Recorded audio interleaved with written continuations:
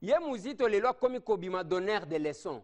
Tango azalaki ko kamamboka en tant que premier ministre asalaki nini mayele wana atika jango na libanda tango abimisi ko a retrouver a récupérer yango ezaba masolo tokobeta bande konangai tokobeta masolo mususu ezali nde nakati kaka ba tribune ndenge ezali kobima ba réaction bandi kobima eloko tozaki kozela eloko pe tozaki koluka nakati wana tango bazolo ba makamwa misala vice premier ministre Willy Makiashi a répondre après 6 mois éclaircissement en rapport avec makamwa chômage ba misala ndenge ezali kosalima ezaba masolo tokobeta mais déjà na zo informer bino que makamwa ba province oyo ko tendance yango tozobanda mbote fumutoto mbote ndogeza oza bien ndenge mbokezali ndenge mbokezali boni basango nini oza nango à travers le pays pour na entrer en danse ya ba nouvelle province sango nazana yango babengaki biso na province ya na territoire ya Dekese. Nous sommes au Kasaï occidental, ancienne configuration ya Kasaï occidental. Okay. Faisant suite une émission tout ça qui na peu ba détail bandako sala awa na ngai sur ba distance na ba problème ebimi na nouvelle décentralisation. Alors ba lobby boy message en ngoza na téléphone pas partir de là qui peut ba lobby ba tuni question boy.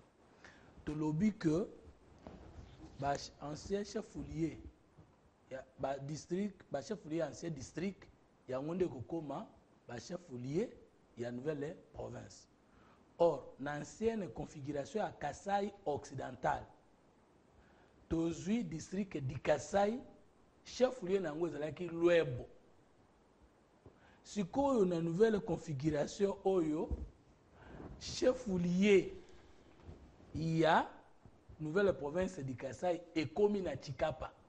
Or, bato ya Dekese pona kolongwa na Dekese kokoma na Lwebo ezalaki 200 et quelques ou 270 ou 260 km. Si vous avez lelo Dekese bakoma Chikapa, ils ont 700 km et quelque chose. Alors que dans d'autres districts devenus chefs-lieux de province, notamment le Sankuru, qui est à Lusam, bah justifie que loi et lobby que o ezalaki ancien chef-lieu ancien pour district, Yangonde et Kokoma chef-lieu dans nouvelle province.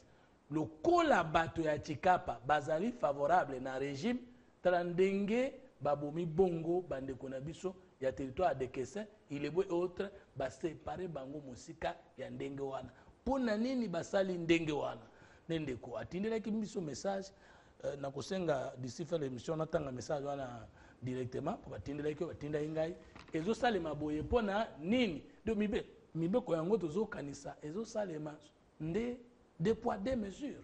Donc, décentralisation, démembrement, terme et belé.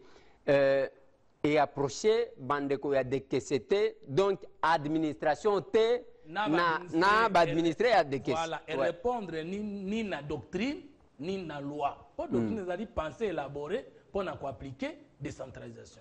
Loi ezali ces bonnes idées là, les législateurs à Lubaki nin. Législateur à Lubaki, ancien chef foulier et ancien district, il y a un des okoma, chef foulier à nouvelle province. Mais Bango, ancien district à Kasaï, chef foulier à Bango de la Lwebo. Au lieu ce que la nouvelle province est dans Lwebo, parce que dans Chikapa, ils ont Mweka, je crois, ils ont Ilebo, Ndengenini et Kei Mosika, Ndengewana. Donc, au lieu de la décentralisation, il y a la politisation de la décentralisation. Donc, et qu'on résoudre les problèmes de la population. Bandeko na komisi en tant que moi na peuple. Voilà. Merci nazozo mwana mboka Steve. Mais il faut déjà na ebisabino que ba démembrement ya ba province et bandiko la ki sa ba dégâts nango. Et puis o biso tolobaka to informaka bino pour que bozo à disposition. Tolobaki na bino o ezo salema na maluku entre bourgmestre Papi Piana na honorable Calais. L'un de deux, les deux nous ont appelés. Le kuta mon côté, tolobaki ke koinda. Mendenge toko lo babo eba bengi biso na gemena. Balobi bo ndeko Eliezer. Awa ezana honorable moko. Bon, aza honorable parce que azaki suppléant ya honorable Penze Sito Pelende comme na ye Mbuze Agwabi Thierry oyo a lancé message à makasi déjà dimanche oyo a lancé message à Lobina Gemena mutu ya tribu mususu a part bangwaka azwa ni gouvernorat te ni assemblée provinciale te. Réunion salaki yango dimanche na enceinte ya résidence ya ambassadeur Pelende contre ba ngiri na ba ngombe na ba ngombe voilà eza ti lelo na lisala pe plénière ekoti te pamba te eza mbutumbutu bande kwa nganda jika balobi mbujima eza pembeni kabinde eza musika donc eza mbwa sumbwa on ne sait pas là où ça va nous amener à l'état de prendre des dispositions parce que alobaki ke akosala musala na ye mwana mboka Steve Mbote ozape malamu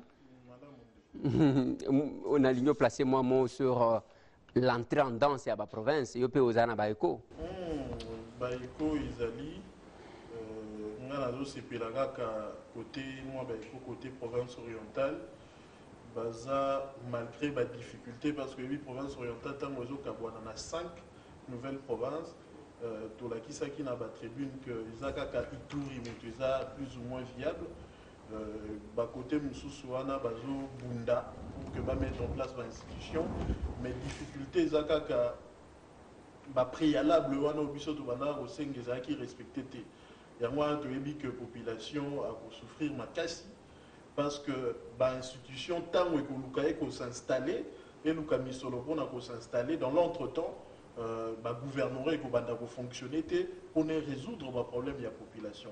Je pense que vous avez le cas, il y a la plupart des provinces.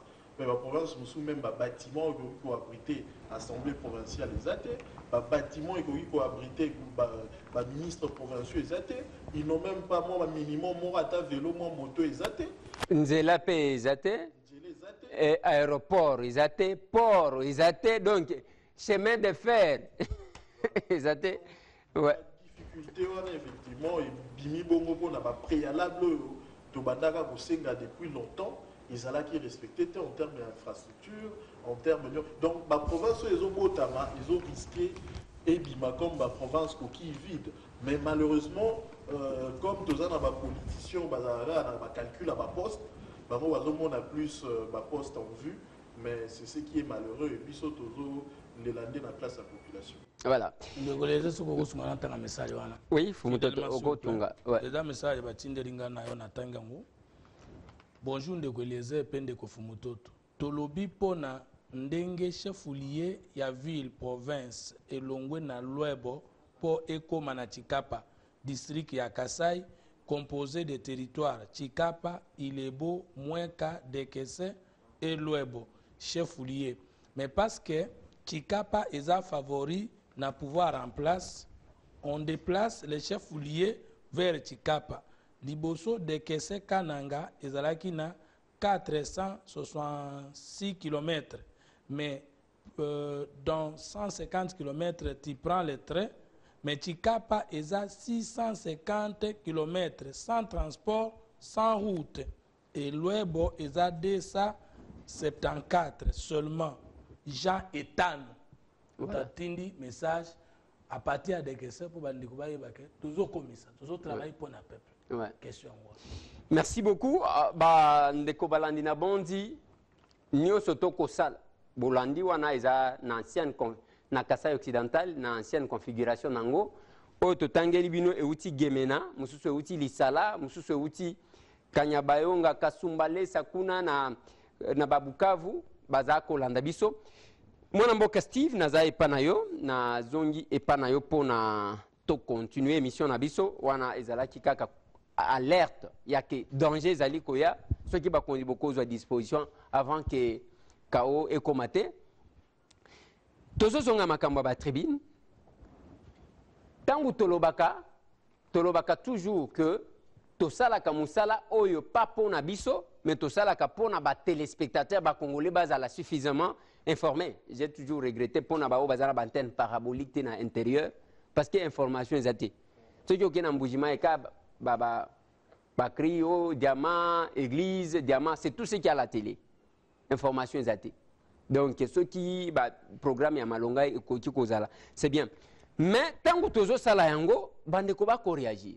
Balobi mon mboka Adolphe Muzito alobi RDC état sans province eza malam. Toki bino ba explication état sans budget. Toki ba explication nouvelle province élection locale égale faillite de l'état. Toki bino pi tozo sentir déjà solo nango ya que en tout cas les années wana RDC état sous-endetté, esprit de pauvreté ou d'émergence. Tolobi que Banyongwe Sili, tout ça, stabilisation, cadre macroéconomique, mais la raison mon honnêteté, d'Adolphe Muzito a admis tout à l'objet, esprit de pauvreté ou d'émergence. Bayo Tiango bien. Oya chômage, est-ce qu'on est ya Tikobo Masko Makam? Pour les Congolais, tellement que chômage, ils ont bêta bayaya, moyenté et koti lissus. Les lots tozana Kinshasa, enfer au paradis, donc il fait l'onakatia paradiso, ndenge baloba kanalingal. Mais bande ko balobi na nyonso tout wana. Adolphe Muzito abimi comme donneur de leçons, comme quelqu'un qui n'a jamais géré, comme quelqu'un qui sait oh batu bazomi tuna azaka na majorité to a commis opposant bazo comprendre te. Pourquoi mayele nyonso oyo makanisi nyonso oyo Adolphe Muzito asalela ki yango te tango azalaki premier ministre? Ces pays na motuna na makasi surtout ndenge lobi ke uti na population, je pense que n'a profité pour expliquer calmement au peuple l'intervention il y a honorable Muzito à travers la tribune. Liboso d'abord faut voir que biso nyonso citoyen congolais nyonso soki mboka ezotambola malamu te esengeli azwa makanisi na ye malamu akabola ngo na baninga. Oboni lelo mboka na biso eza na ba problème kilikili. Mais komona ba etandoike totalaka mingi musique, totalaka mingi théâtre, ce qu'on tali même dans le langage ya population congolaise, même quinoise, ozokaka makambo ebimaka na ba théâtre, makambo ebimaka na ba musique, yango nde moto elobamaka. Donc ye en tant que moto atangi na unikine, atangi moi malamo pe na tango na ba bénéficier na bourse. Asilisi Kelasi a commis inspecteur de finances, a comme ministre à budget, a commis premier ministre, Pelelo a honorable député, a koka quitté Tangwazana Mayele, a Kabolango Tena peuple. Ouaneza d'abord côté Makanisi. Deuxièmement, il y a que local a Kambaki. Il y a un côté. Gouvernement mboka na biso eza lokwa bozo tongandako yetango na ena patriarche Antoine Gizenga mosana bango ezaka kotonga kocha fondation na ndako tango che fondation olongwe ba maso mususu baye fo yo otalaka soki ba maso bazo tonga wana bazo tonga mir ndenge esengeli est-ce que bazo kende mopandite bazo kende à gauche ou à droite.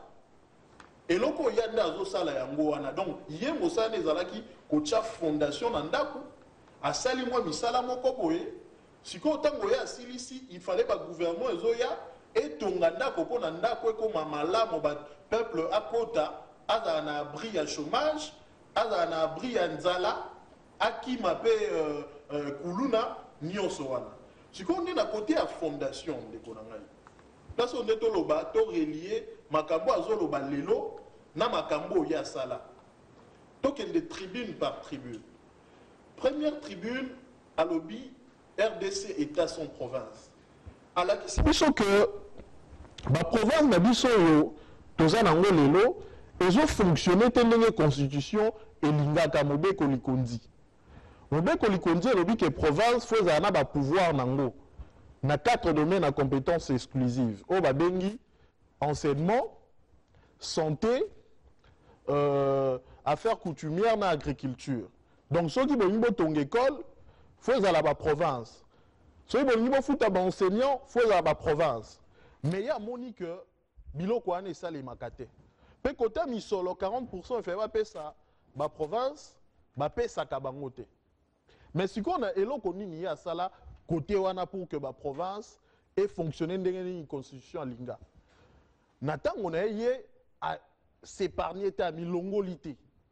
Alors que côté ba pouvoir, ils en a moi ba mibe komoko oyo ya chaka en place pour que il y a décentralisation hein, pour que la province comme fonctionner.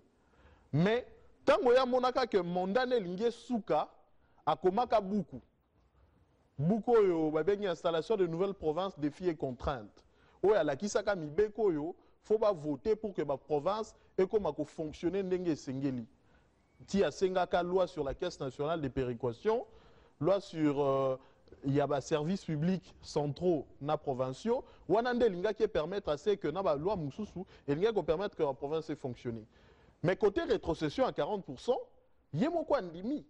Alors bi na tango na ye abandaka gopé ça 6% sur 40 au lieu à 40, mais les lots ndenge na obi amoni moi mi retengami muke. Pourquoi? Parce que tokomi na 4%. Il y a rétrocession. Donc, il l'ongwe na 6, donc 2% à quoi? 2% et quoi? Les lots tokomi na 4%. Alors, il y a Betingonga. Au monitango na ya banda ko futa 59 millions de dollars ya nyungu. Yango tokoka quand même moi ko excuser moquette parce que il fallait vraiment bon on a caisse à l'état a foutre lango nyungu. Yango na même rétrocession, il fallait kemba moi moquette.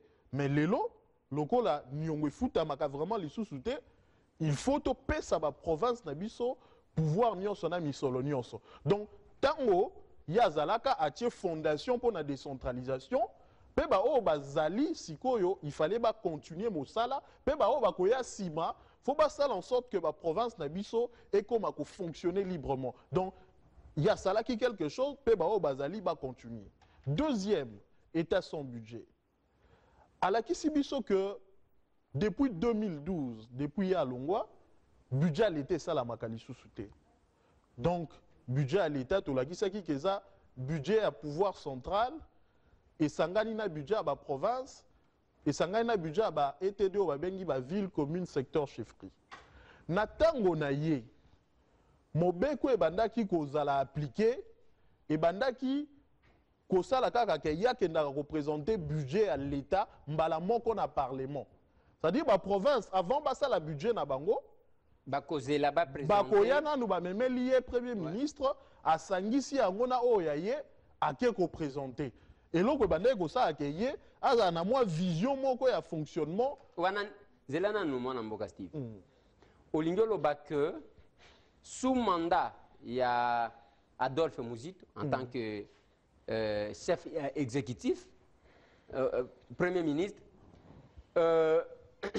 Azalaki avant a présenté budget azwina nous ba budget nyonso ya ba province à Sangisi bongo parce que aspect à liboso expliqué et na yoki yango moi bien na habité ceux qui ba téléspectateurs pe ba yoki olobi l'état azaneti ndako ekotongama oye otongine to monaka église catholique batongaka c'est difficile ya prêtre moko bandanda ko bande bandeli tia silis atongi a ceux qui place à kosuka wana mususu pe ya continuer mususu pe ya continuer mais place nazoloba yazalaki kozwa na kati budget yazalaki ko présenter eza différent ya budget oyo ba ko présenter mikolo. Oui, c'est clair ndeko. Au moni na tango ya honorable Muzito eza loi financière ya 83 soki na bungité moto bandaka ko s'appliquer et na loi wana et bandaka ko reconnaître kaka budget moko budget à l'état mobimba parce que na tango ya 83 province et bandaka koza na budget na été. Vous comprendre. Donc tango siko yé à Kamami eza na loi wana ya 83 ouais ba ndaki ko sala que avant présenter budget na parlement ba province ba tindeli ba prévision na bango ya sangisi na o yaye ake à présenter ngo une fois na parlement. Donc yé bandaka ko présenter budget à l'état. Mais depuis 2012 tokomi na mobeko mususu loi relative aux finances publiques il y a 2011. Wana et kabolinde ba budget na misato. Et le but que le gouverneur a représenté le budget naé, la commune pena ba bourgmestre va représenter le budget, pouvoir central yo pour représenter le budget dans le parlement. Donc premier ministre actuel Matata nenga kenda représenter dans le parlement. Si ko yo tango va représenter le budget naé moko, fois zela ba budget pe abaninga mosusu asangisi yango atiango liboke ake ko présenter. Donc tango wana eloko wana banda ko salemate et handicapaka fonctionnement à l'état. Parce que le lot na fonctionnement, il y a mboka na biso, pouvoir central à zandeti yaya. Ba province baza ba leki. Baza la misolo na bango, yo yaya pe oza la misolo na yo. mais na kati ya misolo na yo oza na mwa 10% moko oyo leki oyo aza kobunga nzela oyo aza pauvre kolika baninga oyo ezala na caisse nationale de péréquation ntango okonstate ke naza na baleki 5 Patrick neti ye aza na mwa mikakatano alors fo nazwa misolo na caisse nationale de péréquation na aider Patrick Mikolo ntango mpe Alain akozwa problème fo na aider mais avant oyeba que Patrick to Alain baza na baproblème fo talaka babudget na bango donc fo ozala yo ya yo oza na budget na yo comme pouvoir central baleki baprovince baza mpe na budget na bango mais yo fo sangisaka babudget nyonso otala nani aza na mikakatano mpono résoudre problème na ye yango tosengaka na gouvernement ke akoma kovote budget ya l'état ministre ya budget tosepelaka akomprenaka apresentaki yango na parlement mais tino lelo on dirait baparlementaire bazobeta yango mwa kara yango tozosenga ke batala yango donc bomoni quand même que na deuxième tribune wana ya salaki eloko pe tango azosenga na gouvernement eza mpona kocritiquer te eza pour que mboka e fonctionner nde malamu sans budget à l'état même installation ya banouvelle province ekokaki kosalema malamu te zela nanu mwana mboka Steve parce que wana nazoyoka lokola biloko mosusu ezobetanga Matata Ponyo azalaki ministre ya finance ya gouvernement ya Adolphe Muzito et boni makanisi o wana bakoki kopesa na ta na telefone te soki eza proposition na intention ya ke mboka etambola malamu abengi alobi mwana mayo oyebi ke ngai nazalaki place wana moni difficulté tozwaki yango tala sikoyo ndenge okoki kosala ainsi de suite mais ye azobetaka yango aza neti bon Muzito yango azaka na majorité ou bien alingi arejoindre quand ya ba Martin Fayulu ba Franck Diongo nous dirons toujours non opposition radicale ndeko Eliezer yo nakanisi kozalaka pembeni ya peuple fo yeba ke ata moto moko te aza likolo ya peuple nga nayebi sio ke honorable Muzito amonaki ke peuple aza na libungi ntango nyonso bokoyoka même moto azosala droit okoyoka ye modèle na ye nde musicien modèle nde moto ya théâtre ozomona même na langage na bango bazodiscuter rien de scientifique nyonso ezorenie mingi eza ya biloko ya théâtre biloko ya musique au lieu que politique ya Congo ezalaka entre biso baministre bapremier ministre badéputé fo nde tokotisa débat politique ya solo na kati ya peuple omoni ministre au premier ministre au député au président de l'Assemblée nationale au président de la République bango nyonso baza na kati ya peuple pe baza na se ya peuple faut peuple na biso nde topesa ba matériel o ya démocratie parce que soki peuple aza na libungi na démocratie mboka na biso ekobongaka te yango ye olia kosala choix ya ba calcul politique ya kopesaka makanisi na ye kokomaka consultant ya ba premier ministre to ya ba président de la République ye amoni ke fois azala nde consultant ya peuple azala moto azopesa makanisi ya malamu na peuple nakanisi que peuple akomona te que choix neza mabe donc to continuer mo moke na ba installation de nouvelles provinces et élections locales égale à la faillite de l'État déjà na lakisi yo ka komaka buku na 2010 installation de nouvelles provinces défi wana zana no premier ministre parce que bina tango wana boyebi 2010 ezalaka mokolo il fallait ba installer ba nouvelles provinces mais lokola ba préalable belé ezalaka respecté te entre autres en termes ya mibeko en termes pe ya ba infrastructure ba bâtiment ye aye ko senga boye alobi bon lokola tokomi ko violer constitution par la constitution le ba to installer ba nouvelle province dans 3 ans donc en 2010 lokola tokokokate asengi que ba ça la révision constitutionnelle ba longo l'article ba ndai ko loba ke ba province et vous allez installer dans 3 ans pour que ba kotisa alinéa moko ezoloba que compétence ya ko installer ba province et à la déterminer par une loi ou ya programmation ou yé a proposaka pe bandimaka révision constitutionnelle salamaka maintenant na loi programmation ana lobaka babiloko nini bakoki ko programmer entre autres en termes ya ba bâtiment nini au photo tonga na ba province en termes ya minimum à charroi automobile pa ministre kozala te que non ministre yo ana zotambola bomonia ministre na biso finance yo ana beti makolo koti azotoka azopangusa papier mouchoir te ministre faut na moi minimum oyo ekoki kosala ka fonctionner. Donc asalaki mwa bacalcul wana mpe aprévoir alobi baprovince oyo tozolinga totya en place fo ezala réellement baprovince ndenge mobeko likondi elobi constitution, c'est-à-dire eza na bacompétence nango. Soki batie gouverneur baenseignant bakei bakoko réclamer salaire na bango pa gouverneur mpe gouverneur mpe aza na misolo akofuta bango mpe kotonga beikelo bagouverneur basalela yango yango apesaki mibeko oyo esengeli bavoter rapidement. Yango maintenant na troisième tribune aye alakisi que bon installation ya nouvelle province ya eloko malamu mais botala bapréalable oyo faut to respecter soki to respecte yango baprovince wana ekozala bakoki vide te. Alobi ke bomoni na asali lisusu abeti machine lisusu alakisi ke mwa misolo ekozala mwa mikakatano mpona kozwa ngo mpona banouvelle province mais tokoki kozwa mwa misolo ya caisse nationale de péréquation to palier. Mais ntango abeti machine alobi que élection locale oyo ekomemela biso plus de 40 948 nouveaux personnels politiques. Au moins élection locale ekosalama na ville, commune, secteur, chefferie. Na ba conseiller municipal, na ba conseiller municipal urbain, tango asali abeti machine amoni ke bakoza plus de 40 000. Or bato wana ekosenga ke to futa bango. Tango abeti machine eso malamu atali ke budget na biso ti 2020 ekokoka ko futa ka bato wana te. Ti 2020. Ti na 2020. Yango abi élection locale. Comme na 2010. Ah. Eh. Te wana commune na troisième tribune. Oui, na troisième tribune. Ah. Ouais, ouais. Donc déjà il y a la kisaki na epsino chez moi il y a ça là pour l'installation de nouvelle province mais pour une élection locale à lobby et cause un gaspillage parce que au moins élection le ville commune secteur chef Zandereni eza bateau ba dépendant kandé na ba gouverneur. Donc pouvoir central lié yaya a pesi pouvoir nami solo pas ya ba gouverneur de province au niveau de la province. Siko ba province bango siko bazwaka ndambo na pouvoir na bango penda mwa misolo ba pesi siko na bao ba bengi ba entité territoriale décentralisée ville commune secteur et chefferie. Alors tango tozo mona déjà que ba province bazo bundela pouvoir na misolo o bazo zoate elingi kolakisa ke bato pe ya se wana oboko bota ba entité territoriale décentralisée ba bengi ba ville commune secteur chefferie même bango pe bakozwa ba pouvoir te.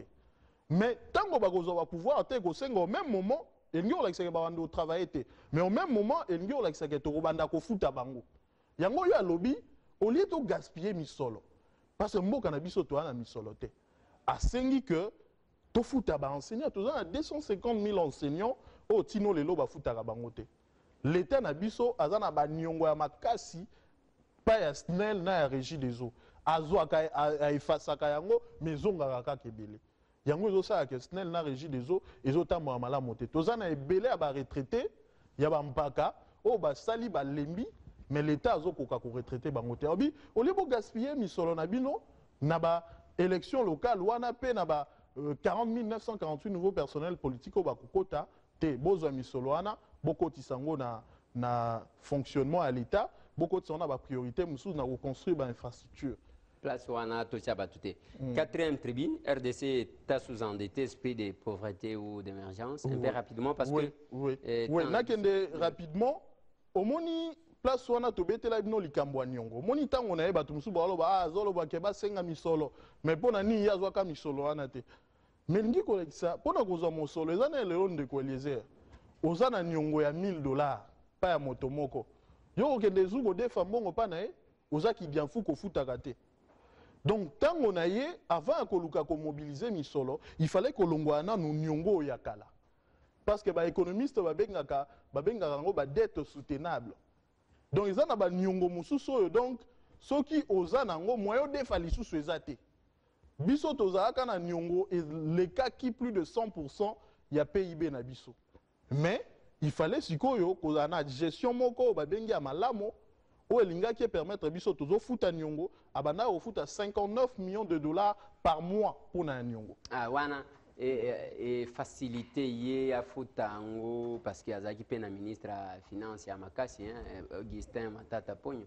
Azalaka na ministre au moins eza équipe bien que au moins Léopard ba ke ba beti bazo yemba kaka ibenge coaché siko ibenge batali ye coach donc mais quelque part là na kati wana eza na bajoueur oyo basalaki ke victoire wana emonana non non baministre ya finance bazalaki ya malamu ebele ezalaki kaka actuel premier ministre te bazalaki baministre ya finance compétent ebele mpe ye mpe l'actuel premier ministre c'était un ministre compétent yango wana bato bakomprenaka ke conflit ekoki kozala te entre l'ancien premier ministre Mouzito et l'actuel premier ministre parce que l'actuel premier ministre azala ministre nae donc conflit ekoki kozala ata mokete donc omoni que tango abundi afuta Nyongo wana tango elongwe parce que bitumba ezalaka simple te tango moko tobandaki même kolobake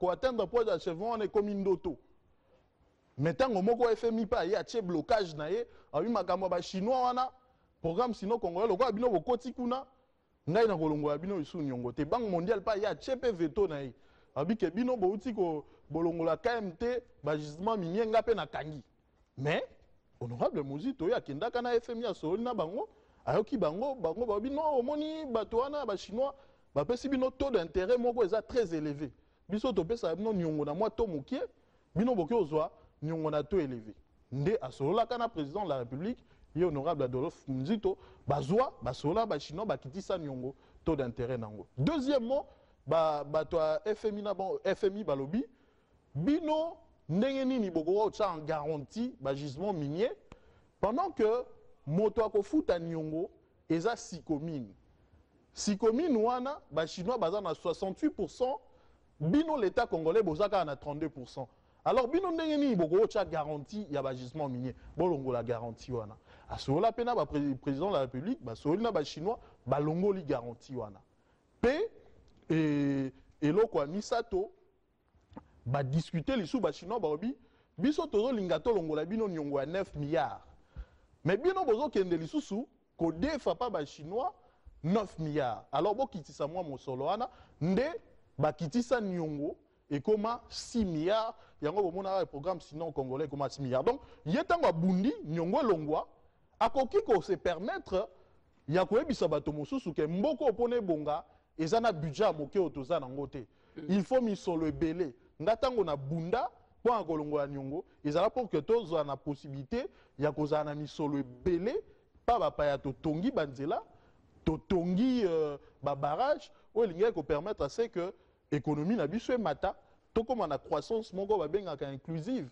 aux populations doivent sentir moi mboka Steve tozo à 5e tribune Adolphe Mouzito alobeli makambo ya chômage en RDC hier aujourd'hui et demain yango engagé batu combien pour que abanda ko kanga batu matoyi na ba tribune na ye oyo engagé batu combien différence nini ezali entre gestion na ye dans les secteurs ya ko diminuer chômage na lelo parce que matata zawana tozomona ndenge zokita en rafale de 53 na habité soki to combien na ba soki ba 34 na habité parce que zokitaka mwambangu ndeko tango honorable Mouzito a commis 5e tribune ndenge na lobby eza pona ko attaquer moto moko te eza mboka na biso eza mboko ya kamba azana makanisho akoki kokabola akoki toujours ko continuer kokabola ngo na bandeko mais 5e tribune ezalaki nde kolakisa na peuple pe na ba gouvernement nyonso ya kala pe po ya lelo pe o ekoyaka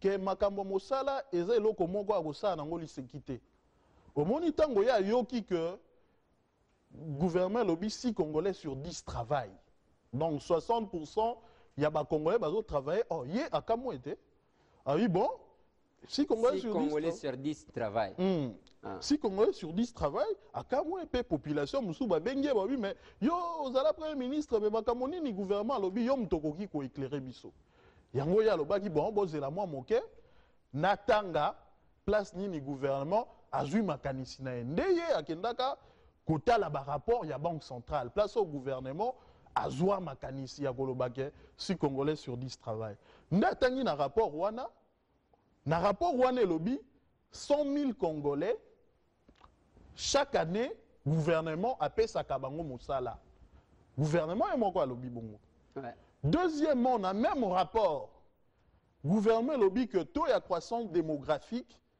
eza ya 3% nakanisi ke nabungi te ndeko Fumutoto moto moko ya mayele pe atangaka mingi nayebi te soki akocontredire nga 3%. Oyo elingi kolakisa que 2 millions de personnes chaque année bakotaka na marché de l'emploi. Donc ba chômeur ya sika bakotaka na marché de l'emploi. Chaque année 2 millions. Le gouvernement yemoko lisusu ekoloba que na 2012 taux ya chômage ezalaki à 51%. Et que na 2014 taux ya chômage ekomi à 43%. Et en 2015, on va projeter 39%. Alors, il y a un lobby. Mais bino moko lobby qui est créé à 100 000. Mais bino moko pour reconnaître que 2 millions bakota kana marché de l'emploi chaque année. Mais ce qui est aujourd'hui 2 millions, tolongo li 100 000. Et tu as 1 million 900 000. Peine à 3 ans, on a. Ce qui est 1 million 900 000 fois 3, et ça lit 5 millions 700 000. Tango, bino bozo la kisaka, taux ya chômage ekiti. Ekiti ndenge nini, ba 5 millions 700 000 wana, ba ke wapi. Na tangi lisusu na rapport, amoni rubrique moko ba créé ya ba indépendant. Place gouvernement a commis que motoso ki azui mo salate, c'est que a commis komi salela. Nda lobi o ekomi le seki. Batongo baza wapi o ba ni salela.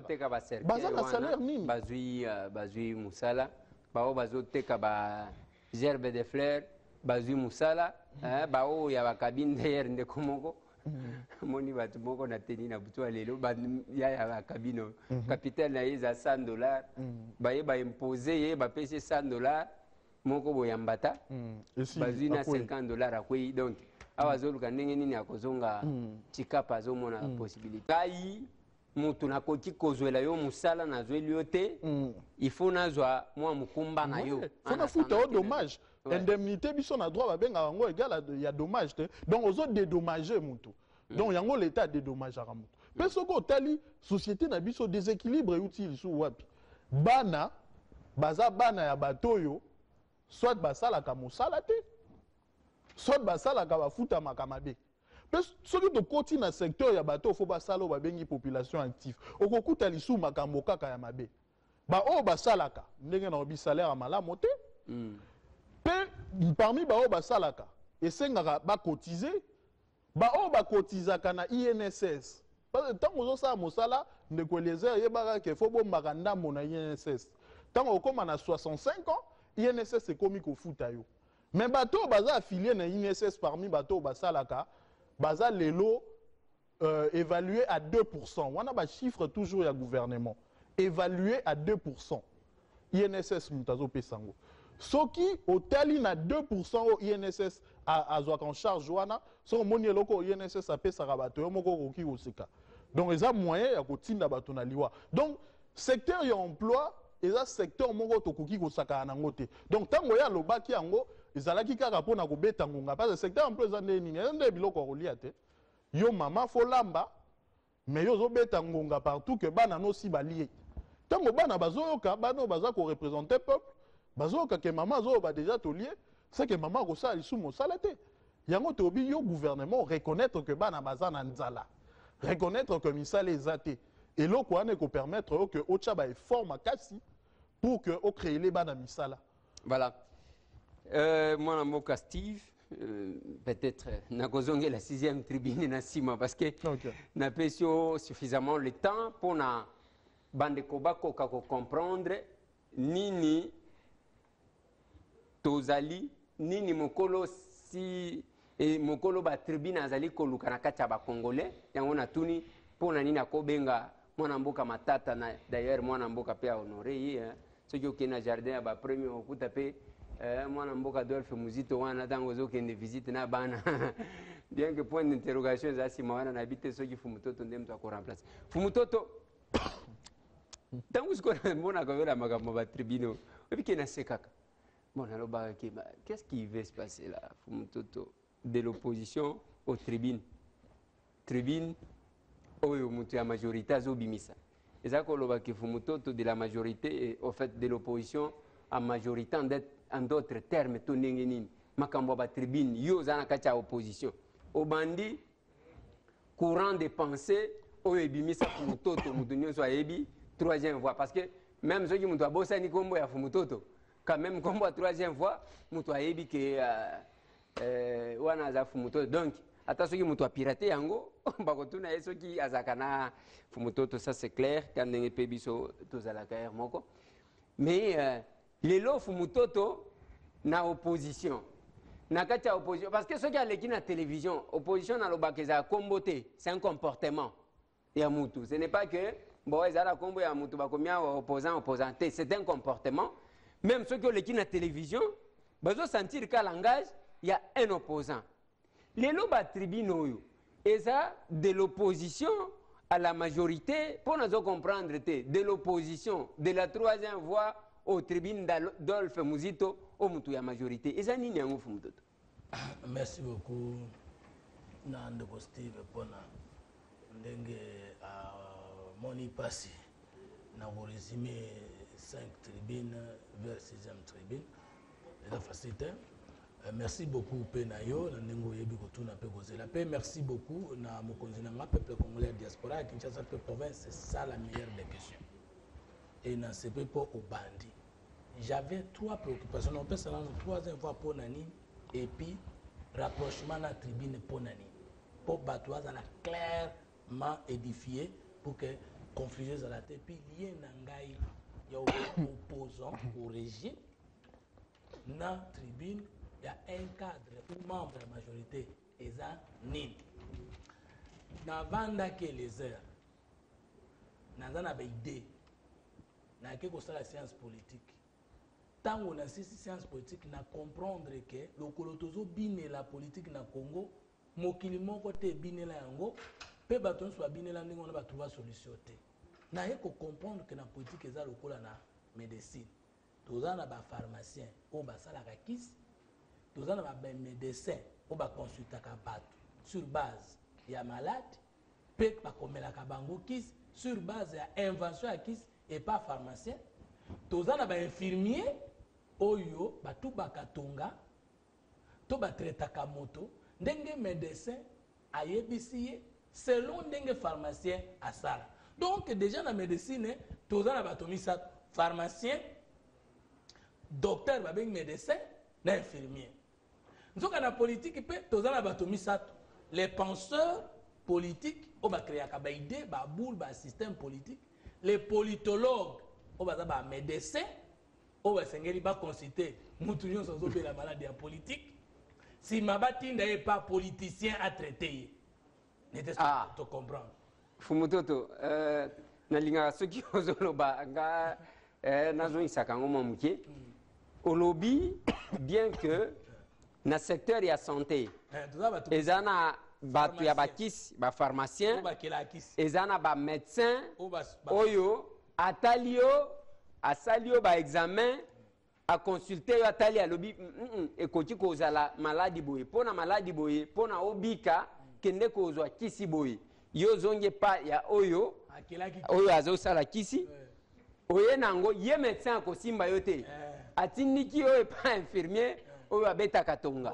Donc wana ezaya que parce que omoni science politique er mongo epesa kelengi talaka organisation ya société. Donc ezana ba penseur nde ba oyo basalaka mayele kelaka makamba mayele ya politique. Oui, mayele ya politique. Ezana ba politologue. Obaye kolaka ngo basangisi yango ba ozela ba malade pour soigner. Oui, siko tango azotala yo azomona ke mutu oyo ndenge nazomona mutu na yezo sala boya ko souffrir maladie boye. Oui. Atindiki yo oke pas penseur. Kuna ozi mayele bongo batindiki yo pas ba politicien ba infirmier nde ba oyo chaque soir. Ba infirmier ndo okuta les infirmiers de l'opposition et les infirmiers de la majorité. C'est pas possible. Or siko na Congo pharmacien azalaka te, docteur pe azalaka te. Ba infirmier ba bandi ko pasola bato. Bango moko, ben infirmier, babandi, ko consulter ba. Bango moko, ben infirmier, bandi, ko créer ba kis. C'est ça la situation du Congo avant l'apparition de la troisième voie. Et nous, ce Steve a outi ko la kisa awa, et la kisi que, ben infirmier, ba pasoli mutu, ba créer kisi, ba soigner. Comment yo ko yukoloba on installé province, ce qui n'a no yo sali programme d'installation de province te. Ce qui n'a nous quantifié mbongo installation de province, c'était soki nano yebite okozwa mbongo wana wapi. C'est un infirmier qui devient docteur et qui devient aussi pharmacien. Tokokota na 6e tribune Adolphe Muzitu, Kinshasa l'enfer au paradis. Comment yo comment qui gouverneur ya Kinshasa mais oya ko sala plan d'action de ville na suka mandat na yo. Bongo ndenge plan d'extension. Comment qui kuna ndenge ni. Yo premier ministre ndenge ni no ya ki kotonga immeuble. Il y a hôtel du gouvernement vers la fin de la législature, alors que na programme na yo, pe na budget na yo ya 5 ans, ezala quitté. Makambo immeuble wana tokoya kobeta masolo sima parce que bakangaki bao bazaki kotricher ko détourner na ba régie financière na banini nde bazwila rwana batongeli bino immeuble intelligent en plus. Problème comment on a lokola immeuble neti banda ko te immeuble intelligent. Na pesi lo sako na kulu na ngai premier ministre d'État Bongongo ko ya sale fort ya kolakisa ke opposition pe ako bien ako gérer bien pour ba raison ma fille wana ye muto alandeli yango.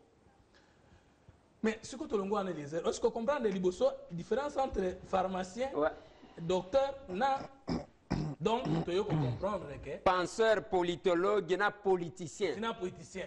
Donc le politicien congolais a constitué un politologue. Les politiciens congolais peuvent constituer un penseur politique. Politique est ça là qu'a azu ben ingrédient wapi. J'ai compris qu'il fallait pas commencer par créer un parti politique. Parce que bangonde babimisa que la ozo salanga politique. Ce qui est mutazolo bana. Ozo salanga politique, c'est-à-dire ozo kosanga. Ba maman ba yaminga na mbushimai. Tant on a le que avant ça la politique, il faut ba nzambe ba traduire na chiluba ko sala chididi. Il faut ba nzambe. Ndoka chididi ni koloba la. Ko sala chididi. Lokuta. Alors tant on a le ah ko ya ko fika ba duvu muto. Non, c'est-à-dire que chididi ou bien ko sala chididi. C'est compliqué. Donc, oyebi que na chiluba ba benga politique chididi. Oui. Ça veut dire makambo ya kokosa mais ko lekela baninga. Or politique eza makambo ya kokosa pe ko lekela baninga te. Na politique okoki kokosa adversaire politique na yo mais okoki kokosa peuple te. Le peuple est sacré. Oko dribbler nga au tricher même élection mais ozu pouvoir au salaire peuple ni. Soko dribbler peuple si pona yo. Oyoki d'abord eloko alibo. Solo comme balé les airs. Ne ko constater depuis 60 tilelo. Tozali na l'état au biso moko to créaté. Batike la biso l'état par les Belges que nous n'avons pas créé. Tozali na république où qui étouffé à l'œuvre en 1964. Ndenge nini biso tokoloba tokozala pays émergent, nous ne sommes ni état, ni république, ni nation. Toko banda wapi ko kende wapi. Banome mutu ale na bureau na mnoko amboke tondi. Soka za muloba mwanetu. Soka za mutetela ngande. Soke parce que vision d'ensemble, exact, intérêt commun, exact. Alors nous comme vérifier dans le ministère de Nyos, okokuta na bakombo okokuta bien que nous interrompre yo jamon le kakasake ozongela moi identité samboka wana elezer olongwe kuna toza na nation sans route nationale mais émergence na 2030 ya ndengeni budget émergence ngo eza wapi infirmier akomi docteur infirmier moko akomi médecin mais route nationale numéro 1 ezali fumutoto biloko ni e bandi matadi kei yo ermo tout monde alors elezer troisième chose tovanda mboka ngo banani baza na opposition lelo ba mauvais gestionnaire ya lobby obanyokola kiyo na ngai esalaka tosisa classe tosalaka te baza na opposition lelo bafaisait des leçons bon baza lelo na pouvoir obalobi que les trous étaient profonds il faut pas pesa bango ta ebele c'est de faisait des leçons d'hier société civile balobi baza na politique soki gouvernement lingi ebima liste na bango pe ebimi bopesa biso primature bopesa biso yo société civile oza politique bolingi bozwa primature bitoto faut combattre l'opposition majorité tolongwe kuna to vandi ba rebelle bakoya ko benga na Mobutu bango bakoya na Mobutisme Mobutu akoya ko benga na Lumumba ya koya na antivaleur oyo mundele néocolonialisme donc on ne comprend pas qu'est-ce qu'on veut j'ai compris qu'au lieu de la partie politique, est-ce que dans le Congo, on a un parti politique? Nos partis politiques sont tribaux et ethniques. Ah, pour les politologues, il y a des penseurs, partis politiques, mais pour les politiciens, partis parce qu'il y a des boutiques à positionnement. L'administration n'a pas été concurrence des idées exactes. Et ça a positionnement. Ce qui va monnaie, si vous voyez un parti politique, vous avez petit olingo l'exani. Petit il faut tout casser. Donc, ce qui va salir le gouvernement, vous avez une idée l'exani. Dans nos partis politiques, il y a l'intelligence, il y a la connaissance, il y a l'expertise. Comment on peut l'intellectuel dérange.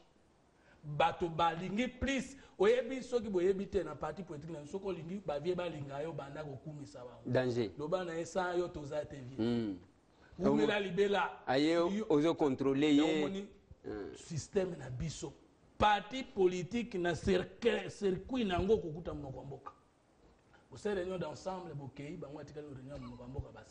club de 20h. Club de 20h. Si ce n'est pas comme ça, le club des amis, les anciens de l'Ouvanium, mais intérêt politique, idéologie, boyzate. Ozokuta, président parti politique, na parti politique, na biso dynamique, oui, na biso à troisième voie.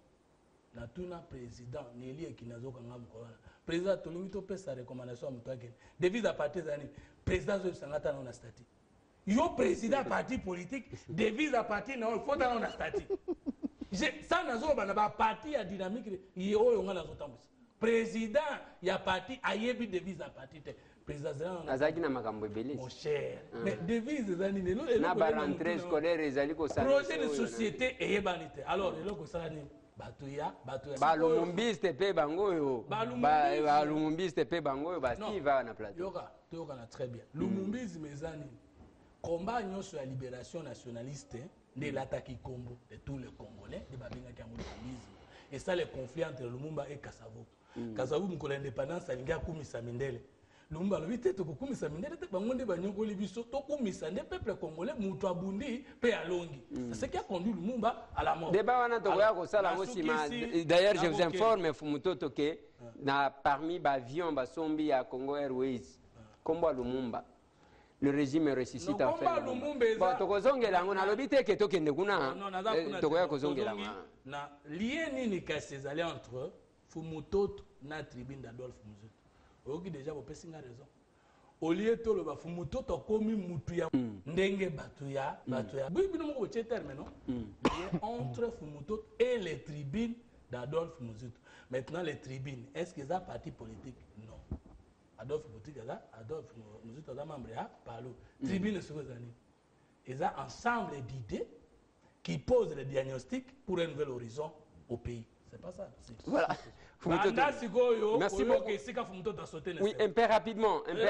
Parce que. Ouais. Na banda ki masolo ke toti kananu ba boutique to banda baide to poser problème. Chamaillerie opposition majorité za lokuta. Parce que lorsque le diagnostic n'est pas clairement posé, la bonne réponse est mauvaise. Un homme d'État, ce n'est pas un grand financier. Un homme d'État, il a un quitté. Un homme d'État, il a une vision, il a une idée, il a une volonté. Point. Mongo, il y a peuple. Mongo, il y a une idée, il va pousser les bossos. Mais et pas même si il y a un politicien, il n'a pas idée, rien. Mais il y a une arme très fort. Il n'a pas idée, rien. Il y a un bongo très fort, une tricherie très fort. Dans Adolphe Muzutu, tout le débat de bas étage ya kofinga ya koinana tokende problème ya Kinshasa yo opposé à Mondengeni Gana posé à Mondengeni avant tokende ko se présenter devant le peuple. Mais la troisième voie un courant de pensée qui se fait dire ensemble d'idées élaborées pour répondre à un besoin. Les tribunes ensemble d'idées posées pour résoudre les problèmes du Congo. Maintenant question. Comme troisième courant de pensée dans trois plans. Les plans spirituels. Na côté na pasteur oyebi ke na zapi moteil côté wana yo yebi okotu na ngali nini ozana papa nkusu ateya makamba molim ngana ateya makamba molim na Pierre Kas ateya makamba molim ateya makamba molim le bolo londo bande ko dangai na ba pasteur ba yebi kuna tokutani mais est-ce que l'opposition républicaine non est-ce que l'opposition en général non deux sur le plan scientifique j'aime ceux qui proposent les idées parce que l'idée est que ceux qui ont proposé quand yo ko salela Socrate a proposé ba idée ya salela ngote. Bon, va créer de démocratie. Comment on se va présenter?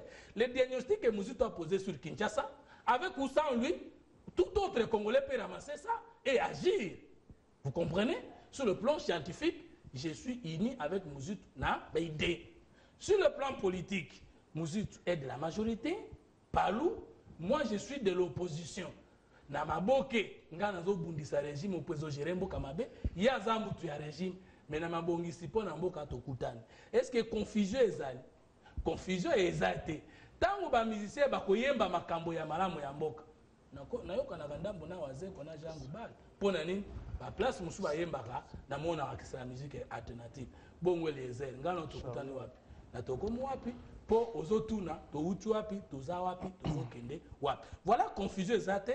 Je reste de la troisième voie, je reste de l'opposition, mais les idées de musique ou de tout autre Congolais. À ta première ministre Matata Lelo, ce qu'a commis que ça dit vérité si le Congo, donc au Canada, voilà. Promouvoir l'idée. Mais est-ce qu'on peut permettre de répondre à la question à chômage? Parce que c'est parce que dans l'igna zo moi nini moi question ya suka oyo tango zo mona ce que moni titi bani ko beta ba depa yebake kala milité ba koyebi sa biso bobima na plateau tout tiki la bani. Oui, loba kasi moi mukempe rapidement comme ça on passe à autre chose. Comme on par exemple réflexion tout ça to ko signer peut to ko pesa na presse. Tant au premier ministre Matata pesa ba bato indemnité de sortie vite toujours se perd. Tant au premier ministre Matata comme akata na musala toujours se perd. Tant à maintenir il peut accentuer croissance économique toujours se perd. Tant à augmenter le budget en Mboka, toujours se perd. Tant à créer des recettes en Mboka, toujours se perd. Tant à sombi, toujours se perd. Ba locomotive, toujours se perd. Tant au président a inauguré bisika malon pour Mboka, toujours se perd. Mais si quand nous sommes à B, donc téléména. Résumé dans l'intervention nangai. Selon la troïka stratégique, en 2012, à Koutaki, chômage na 50%. Steve Flera qui a maintenant détaillé. Akutaki Yangwana. Akutaki chômage na 50%. 2012-2014, gouvernement lobby en créant 100 000 emplois par an, soit avec 300 000 emplois, à réduire le taux de chômage, à inverser le coût de chômage de 51 à 43. Oyoki, alors tant que lobby ndengwana, c'est que copé ça que de 2012 à 2015, le gouvernement a conversé la courbe de chômage de 51 à 39%, avec la moyenne de création de 100 000 emplois par année. Observation. Comment on a réduit le chômage à 39% de 2012 à 2015 sans qu'on y ait une moyenne de demande d'emploi à combien? Dans la même étude de la Banque centrale, il y a moyenne de demande d'emploi par année est 2 millions. Fois 4, ça dit combien? 8 millions de demandeurs d'emploi. Ce qui se au PCC 8 millions, 400 000 emplois. Ndengeni nous avons inversé le coût de chômage de 51 à 39. Question, on a la réponse exacte, Robi, mensonge d'État. Deuxième chose. Tovandi Kakawana, mais comment Banque centrale a koki kozala associé ce qui a yébaki la manipulation de chiffres en créant rubrique des indépendants, on peut identifier dans le secteur nini, peu couverture sociale nini, peu protection à l'État nini, bateau babeng emploi basal. Ndekoleze likambo kokam. To telemela yango, tozo telemela yango, mais la déclaration de troïka stratégique du gouvernement du 20 juillet 2015, le vice-premier ministre en charge du travail et prévoyance sociale déclare ceci. Mise en place d'un monitoring de création d'emplois au regard de la robustesse de la croissance économique. Création de 20 000 emplois au premier semestre 2015. Bato bayebisaki peuple congolais ndenge si baute kolobaka si congolais sur 10 travaillent parce que il crée 100 000 emplois par année alors que taux il y a demande d'emploi et ça plus élevé il n'enlève même pas 10%. Mais le vice-premier ministre en charge du travail et prévoyance sociale il m'a dit que en 2015 dans premier semestre ça veut dire dans 6 mois il y a va créer 20 000 emplois. Ce qui peut doubler fois 2, c'est-à-dire en 40 000. 2015, Mobimba va créer 40 000. Donc, le chômage D'où est vient l'inversion et coût de chômage de 51% en 2012 à 39%. Nous alors, les penseurs politiques, bateau te signer tout ça la politique avec les idées, nous disons non, le peuple congolais ne mérite pas ces mensonges. Et nous terminons. Terminé. Maintenant, Siko, qui a contredit qui et qui a dit la vérité et qui a menti qui et quelles sont les conséquences? Bino Bolobaki bozo créer 100 000 emplois. Kaka bino wana bolobinge na 6 mois na katikati ya mbula to créer 20 000 emplois. Donc mbula ya 2015 peut-être qu'il y aura des performances hein Fumutoto na deuxième semestre oyo parce que non, moyen ne va pas si na 6 mois liboso et 20 000 emplois. Attends baki si. Bako ça la performance peut-être. Attends ça les performances. Il faut pas y service d'emploi nous on va créer un secteur ni pe na département ni. Ouais ba secteur. Voilà pourquoi to linga ko. Ba locomotive ezongi ba avion koya ba pont. Il faut aussi entretenir les ponts. Non, nous disons c'est les peut-être l'autre bien tous les efforts du gouvernement pour transformer positivement les conditions de vie de la population, nous soutenons. Mais tout ce qui constitue mensonge d'État, nous combattons. C'est pour dire quoi? Ni t'étais la politique des idées opposée à Kolekara Koloba. Je ne suis pas d'accord avec Matata. Il a menti, mais prouvez qu'il a menti. Ni t'étais les combats des idées, on n'aurait pas ces données ici. Voilà pourquoi la troisième voie dit où est-ce ça la politique, ma tangité. Parce qu'il y a un espoir en bon pour tricher l'élection. Attendez parce qu'il y a un effort que tu as en rébellion sur le quitter. Peuple a côté la caso balibelate. D'où il faut d'abord mutunyo sur la idée allo nango na peuple. Pour que peuple tanga zo ya kopona mutu. Azo pona yote parce que ozan de connaît mouyaz, azo pona te posant de connaît muluba zoba sur la question du chômage. Idée les aides après ça que ça bien, ce qui n'a pas lié à résoudre le problème nangai lobby. Voilà pourquoi la troisième va soutiendra Congolais de la majorité de l'opposition qui contestera les fausses idées et viendra avec les vrais diagnostics, les idées, les projets de société pour te résoudre les problèmes. Merci. Merci Fumutoto. On est à la fin de l'émission. Moi, Namboka Steve Nazonye Panayo. Wana nde bande ko bakanga kanga mato inakobenga. Pona nini lokwa malamu olinga ko pesa biso ata 2 heures te. Botu na titi. Pona nini alinga ko pesa biso 2 heures te parce que bangonde balobi foko tikela bana mai msusu et puis basengaki pe kesima émission ngo ba chape moi eloko bien. Bon mwana mboka Steve na zali epanayo ba répondre kate ba répondre. Ba éclairer kate ba éclairer.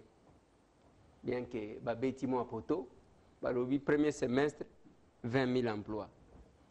Mais mutu ngo alobi mutu msusu te. Vice-premier ministre en charge de travail. Palou. Adolphe Muzito Mokolo, ba tribune. Palou. Mboa Swimbwa, ou bien, Monique Muzito a commis le Palou, azoke na opposition, tika to tindikaye. Pona nini kaka, Willy Makash à répondre. Na biloko waneza ya kebeta viena yo. Non, ngana kanisi est eloko ya polémique wanezate. Naza même pas non Nalingika a corrigé parce que Naza malheureusement pas porte-parole il y a premier ministre pour Anina Naloba Bongo mais ngana kanisi était vice-premier ministre ministre à travail Eza Moussala naye à travers ONEM il y a coupé sabato ba statistique il y a misala oyo Eza ko salema na Congo yepé à travers ONEM faut appeler sa biso statistique ya bato baza affilié à l'INSS. Ngana kanisi eta sali mosala na e ndeko Fumutoto alobi na participa ki pe na réflexion wana biso pe toka mwaki que ba chiffre wana ya gouvernement et se contredire mais ça n'a rien à voir avec le palou yé aza ko kambamboka aza dans un gouvernement où esengeli baza la solidaire. Basala qui réunion na troïka stratégique, je pense que Waneza a engagé solidarité gouvernementale. Donc parti à Palouté Moto et Kokiko imposé vision ya kokamba. Je sais que quelque part là, ça doit être une difficulté, mais ngana linga kotika ba téléspectateurs na ngana pour ça te mingi bien que bokata kata biso kaka. Po Nathalie, omoni na mboka oyo to vanda kaka boyi. Parce que ezala batu misusu wa soki akoti na pouvoir abandi komima na danger te. Eza problème ya komima na danger te. Ba vandi ba sali ba calcul. Balobi pona kozwa palu comme eza parti à masse. Hein, eza parti à masse eza na ba militant oyo okomona mutu alongwe kingasani makolo. Ayeti vilao. Ba parti wana eza kaka palu na UDPS. Ne ba parti ba sala ka que mutu akolongwa ndenge na mona kabana mai na 10e mairie. Azolongwa soki wapi soki matete makolo ayekaka ayoka information na parlement de Buba parti wana eza ebelité. Mais soki batali balobi gouvernement oyo il ne faut pas palu azanga. Basengi na palu pesa biso mutu. Palu nde mutu abimisi, ce n'est pas que Willy Makiacha vandi kaka boye ba monier super expert bazuye. Non, c'est le palu qui a donné. Mais ce que tango zomona awa d'un côté l'ancien premier ministre qui est au cadre à palu azobenaka ba congolais boya tokanisa. C'est ça le pourquoi ya ba tribune. Il faut batuba comprendre. Boya tokanisa po soki tokanisi te tokotika ka kidi batozo binaka. Alors batali boye na troika stratégique balobi mwana mboka Willy Makiashi wana eza pona za professeur te balobi beta bango disco ndenge beti et contredire chiffre à likolo et yekukita awa bon nde na linga kana yeba soki mbwa swimbwa afu mutoto alinya répondre na lingi koloba boye non ngai naza kosala parti na ngai siko le parti des idées oui batu batindaki déjà ba message bazoluka ba membre na biso to balobenga bango les patriotes na français na lingala bana mboka et puis batu ba les patriotes na révolution française c'était les partisans des idées des institutions révolutionnaires to le patriote simplement ça veut dire pour na problème ezali que na réplique ya troïka stratégique il y a le 20 juillet ba pesa Adolphe Muzutu raison. C'est-à-dire que tant qu'on a suspecté déclaration à 100 000 emplois, nous on disait c'est une bonne chose, mais comme on n'a pas de chiffres contraires, on accepte. Mais on posait seulement la question, mais chaque année, 2 millions de demandes d'emploi. Même si dans la nouvelle année, on paye 600 000 emplois, mais au coup, on a payé, on a stocké, il y a chômage l'année passée. Ils ne répondaient pas. En voulant répondre, je viens de dire au peuple congolais que Toko Sakiyo. Pour te dire que Toko Longo la chômage de 51% en 2012 à 39% en 2015. En 2015, il y a même prétention dans mon corps il y a 3 années dernières. C'est ça le problème. Maintenant, la troïka stratégique va répondre à la question en disant peut-être que Ngaï Steve ayoki bango mabe, les autres Congolais ayoki bango mabe, to komisi bolamu ya gouvernement wa, mais ya mabe tozo koba na côté lemela. Et enfin, n'étant pas membre du Palou, mais la France, les frondaires de la majorité présidentielle, lemela à certains points de vue qui ne trouvent pas d'accord. Est-ce qu'on a dit que ce qu'on est membre d'un parti politique, tu ne peux pas donner des réflexions contraires lorsque vous voyez que la nation est en danger? C'est aussi ça la faiblesse. Tolinga Congo, koleka parti. Tolinga Congo koleka ba tribu ngana sengi bino yonso bato bolinga ba idée ou benga na numéro Eliezer bo s'adhérer na parti des patriotes o ezali premier parti des pauvres au Congo oyo agrément nango ko uta na $1 ya mutu na mutu pour que mutu akozala wana na coordonnateur maza la chef charismatique te guru te. Voilà, moi Namboka Steve, moi Liloba Suka, moi Namboka Steve. Non, Liloba Suka n'a pas encouragé Fumuto à recréer parti naé, mais Nakolobaka n'a pas quinois. Réflexion à 6e tribune, je pense que très bientôt, to comment à PNP na bango, photo Kabola yango, parce qu'ils a acceptable que sur 10 000 km², biso 22 communes Mobimba, tozaka to Kangama na 10% ya territoire.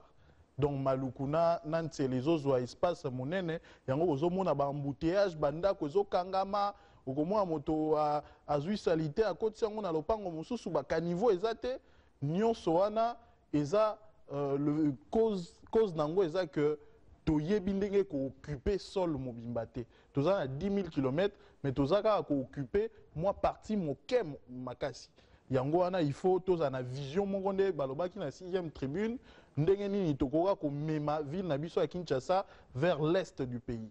Mais pour que eloko wana esalema ndeko ndenge na répondaki nango te na 6e tribune, il faut pouvoir central na gouvernorat ya ville ya Kinshasa bazala na un plan commun. Parce que moni lelo ville ya Kinshasa yango moko ekoki ko sala extension à ville vers est te pour nezo senga lotiliki snel ezala edépendaka na province te. Même si eko dépendre province akoki kobimisa misolo, mais faut koyeba ke tino lelo 120 millions de dollars il y a rétrocession pour na comme crédit d'investissement pouvoir central à libéraka yango te na ville ya Kinshasa. Donc ville à Kinshasa emoko akoki ko résoudre problème wana il y a occupation à sol te même par la population. Donc il faut, et en plus pour la ville à Kinshasa so ki alinga defa pa bapaya, il faut à dépendre na pouvoir central.